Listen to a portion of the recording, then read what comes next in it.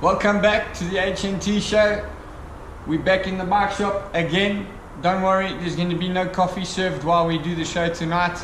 We've asked Dave to just keep it on the low. Yeah, he comes now. Hopefully he doesn't photo bomb here now, or camera bomb. T, what are we going to be talking about today? Lots to talk about. Stage not too exciting for us. Our question yesterday, the team leader. Is a team leader the same as the GC rider, or do they have different roles? We hear about GC riders all the time, and we look at the GC classification. We see the likes of Froome, Maru up there, but then yesterday we see Thomas Voeckler riding in a bunch, and he's got a number 1 on the back of his numbers, like you mentioned earlier in the show or in a previous show. He's obviously a team leader, but what's the deal? Is a team leader and a GC rider the same thing? The team leader is not necessarily the GC rider of the team. Certain teams actually go there with the sole purpose of possibly going for the sprinter's jersey, for example.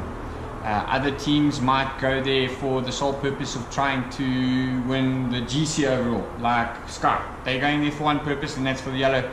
They're not worried about sprints, they're not worried about breakaways. They want to get Froome in yellow, they want to win the tour, period. Another team that would maybe have a couple of talented climbers that they want to go and target the King of the Mountains jersey, that's what they do. So team leader does not classify him as a GC rider. Thomas Voeckler, definitely not a GC rider, especially if he's going up the road into breakaways.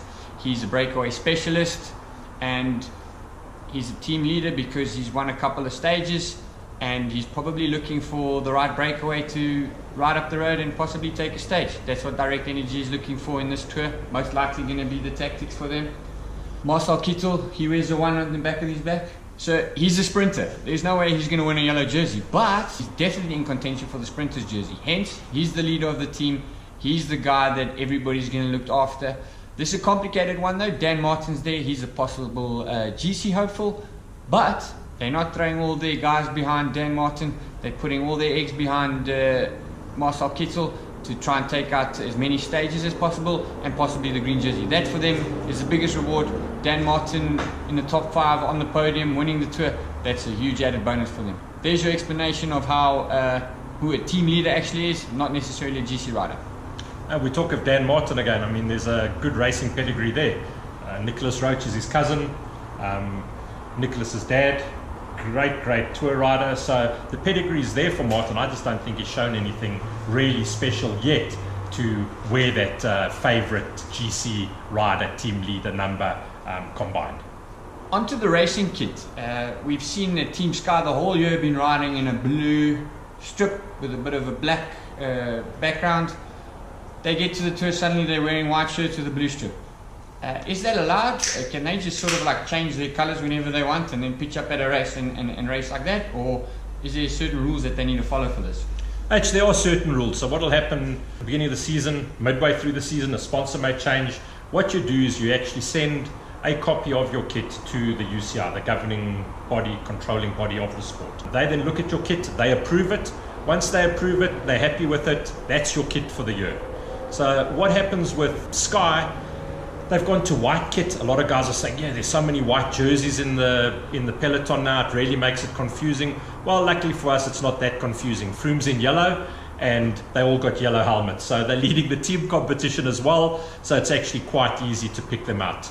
I know in South Africa, when we used to go to the Report Tour, some of the bigger tours, we would have to take our jersey and present it to the commissaire at the start of the event. He would then pull out his little file, have a look at the photo we submitted at the beginning of the season, ticks all the right boxes, says, okay, logos have to be a certain size, logos on sleeves have to be a certain size. There's a whole lot of rules and regulations one has to abide by for the kit, but if they were happy with it, they'd tick it off and you were happy to ride.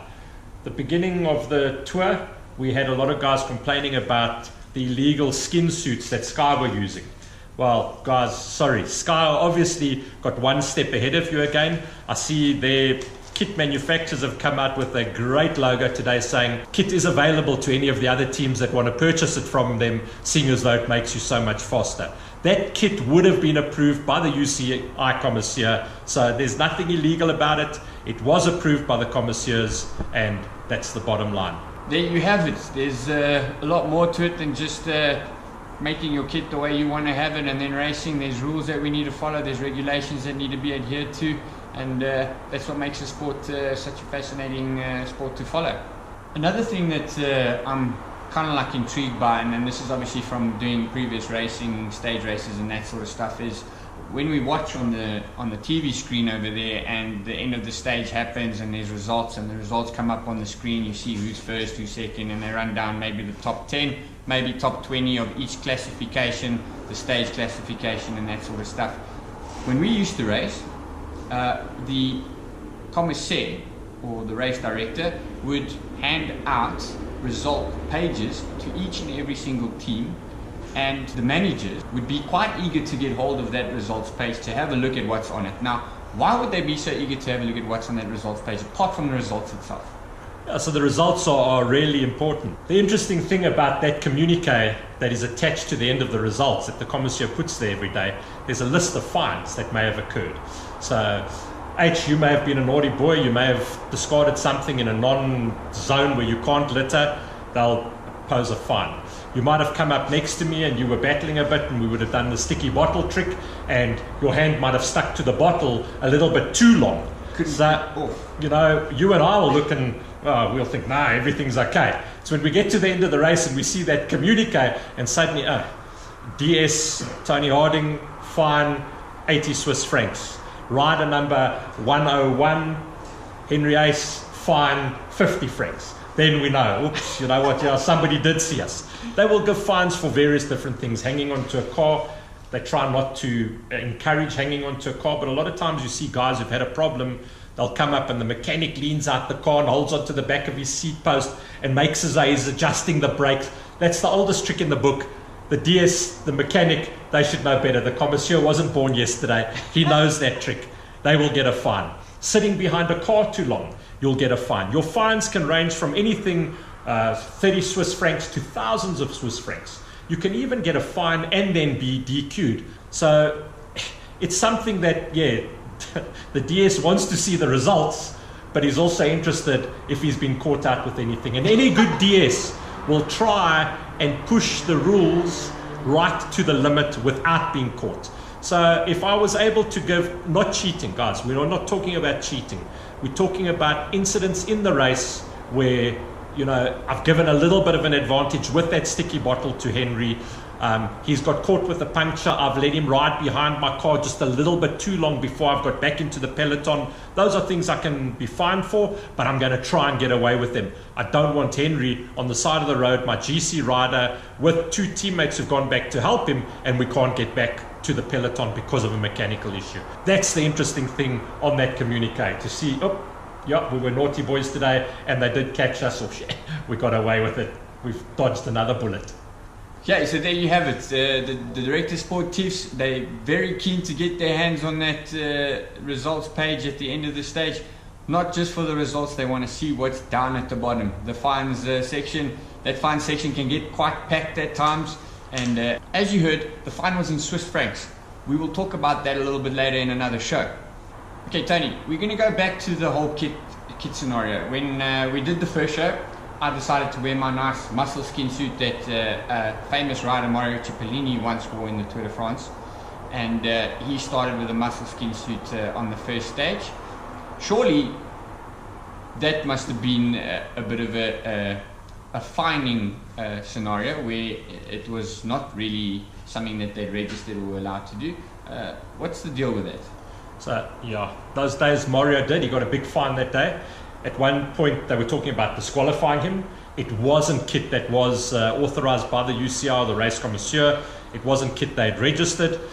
In fact, before the start, they actually cut his sleeves off and they cut the leggings off to make it short legs, short sleeves. The interesting thing is that Mario Cipollini in later years, or not in later years, from the beginning, whenever he negotiated contracts, in his contract, he had a specific clause included in his contract that sponsors would pay for any race fines that had anything to do with any of these types of issues. So the coverage that his sponsors got out of that event, out of that skin suit, was more than worth whatever the UCI could find him in Swiss francs. And that was Mario Cipollini.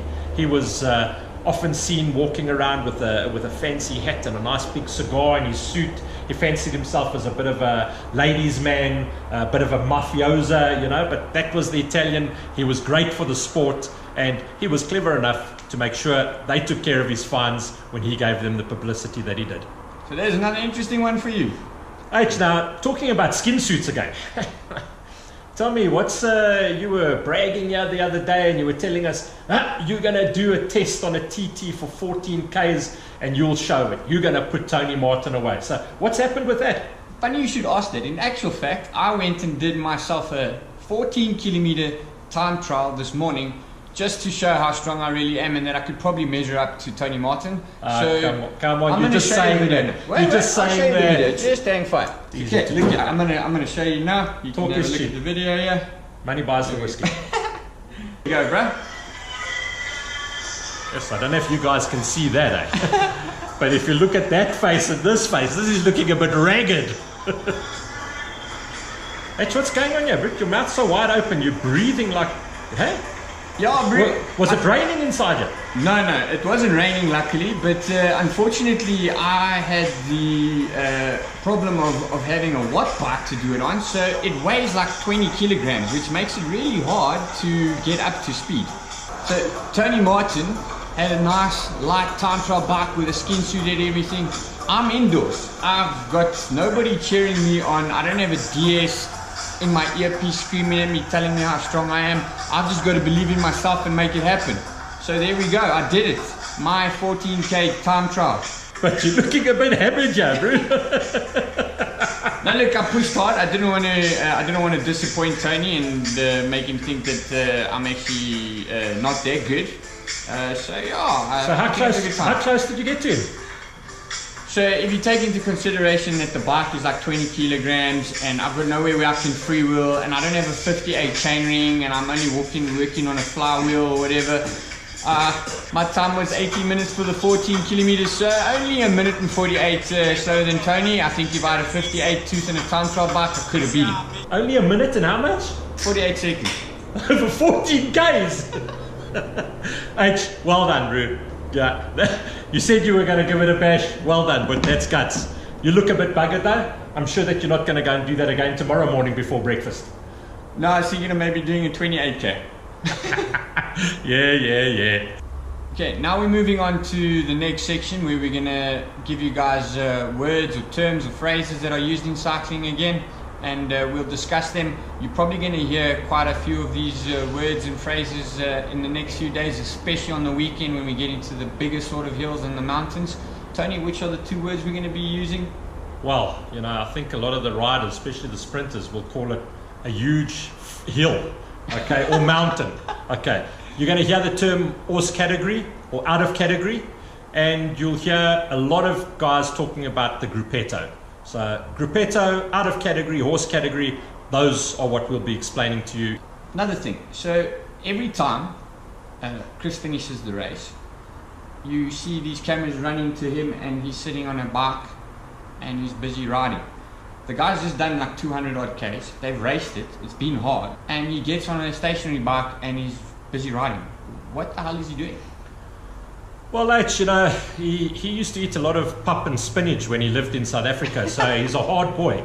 And if you go to the start of the stage, you'll see him on his bicycle, also sitting and spinning. So this guy, I don't know, I think if we went to his hotel room and we knocked on the door at midnight, he might be sitting on a trainer, sitting and spinning. He just can't get enough of his bicycle. But all jokes aside, you'll find Chris before the start of a stage, sitting on an indoor bike, spinning his legs, just loosening up the muscles. He'll have those earphones in his ears. That's not for his director sportif to talk to him. That's for motivational music. He might have Waltzing Matilda or one of those songs playing to calm him down. Chris is a pretty calm guy. At the end of the stage, H, he'll sit on that indoor trainer as well. Just loosen the legs, get that lactic acid flowing nicely. It's going to help him when he gets back to the team bus or back to the hotel, when the Monsieur Soigneur has to get busy on rubbing his legs and getting that recovery sorted for the next day. So it's vitally important for him that he actually warms down. On the whole radio note and the earpiece note, Tony mentioned that when he's warming up, he's got these earpieces in, he's got some nice relaxing music on, maybe Enya even. That's even more relaxing, I think. And at the end of the stage, also doing the same thing, warming down, got the earpiece in. During the stage, all the riders have earpieces in. Now, those earpieces are completely different. That earpiece there is to enable Chris Froome and the DS to communicate with each other. Not just the two of them, but the entire team. Each team has a radio that is set to a certain frequency because you don't want other teams listening in on your tactics, and we'll talk a little bit more about that later. Two different earpieces. The earpieces before and after the stage, usually some chilled out music or motivational music. The earpiece during the stage, that's for communication between the DS and the team. H, I don't know about Enya. It might be Guns N' Roses, but 100% correct. A lot of the times I used to find as a DS in the car, you'd be following a tour and suddenly you'd see the guy flick his earpiece out his ear. That normally happened when you were coming down to the finish of a race and you maybe weren't in the right position and you had me yelling and screaming in your ear, "Move up, Henry, move up!" You know, then you can see the guys are on the absolute limit. Now they've got a DS who's sitting in an air-conditioned car behind them, sipping a pina colada, and they just flick that earpiece out. That communication is vitally important. It's not there just to irritate the riders. It helps them, motivate them. It gives them the time splits to the guys that are up the road. It can tell you, well, you've got a dangerous move going here. You know, Bosenhagen the other day, he was in a breakaway. He was the virtual yellow on the road. So that means that the time gap between him and the chasing peloton was enough to put him into the yellow jersey. So a lot of times that is vitally important. That's correct. The radio is an integral part of the peloton. Very, very important for information, relaying, understanding what's happening. Important sections of the race that are coming up. Guys, that's it. That's another wrap.